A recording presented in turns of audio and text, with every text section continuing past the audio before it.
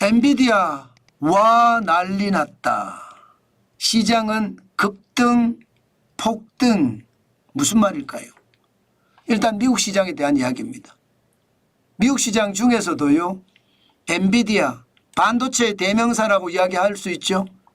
예, 엔비디아 주가가 와 진짜 장난 아닙니다.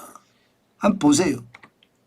지금 116.78달러로 마감했거든요. 실질적으로 올라간 퍼센테이지는요. 8.03% 올랐습니다. 완전히 폭등했습니다. 폭등. 엔비디아 주가가. 반도체 주가가 오늘 난리가 난 거예요. 이렇게 되면 삼성전자의 주가는 어떻게 될까요? SK하이닉스의 주가는 어떻게 될까요?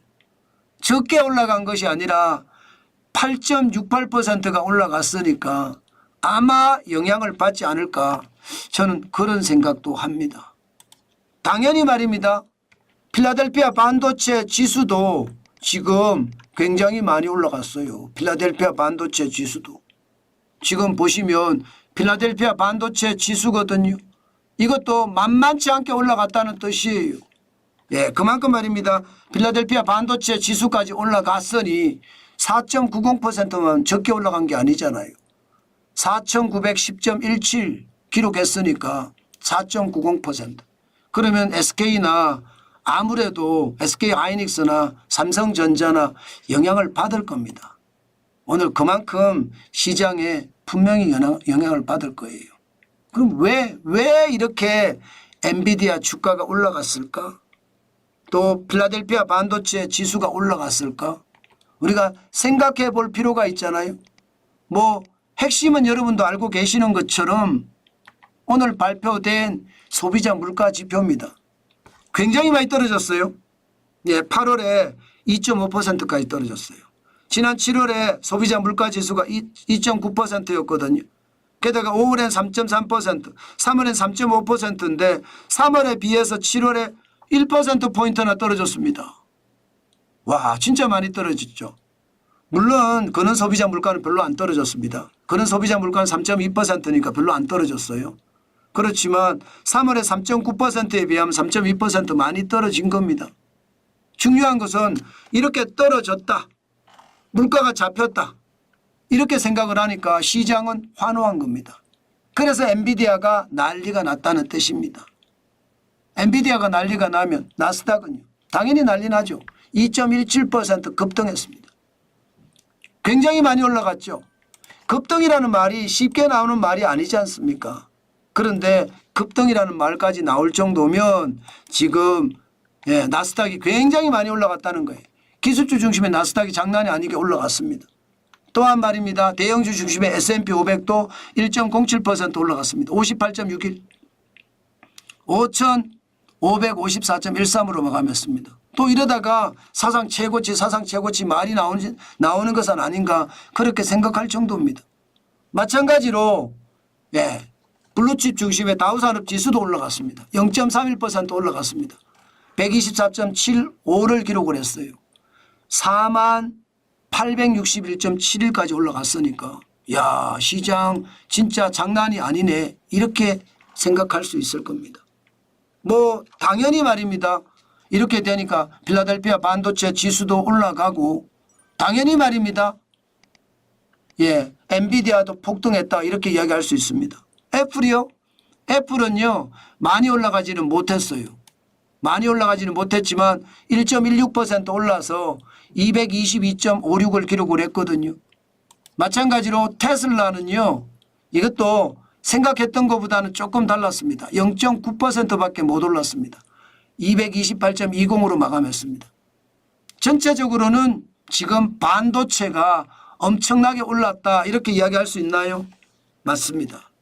맞습니다. 그만큼 많이 올랐다는 뜻이에요. 그런데 여러분 제 말 좀 들어주세요.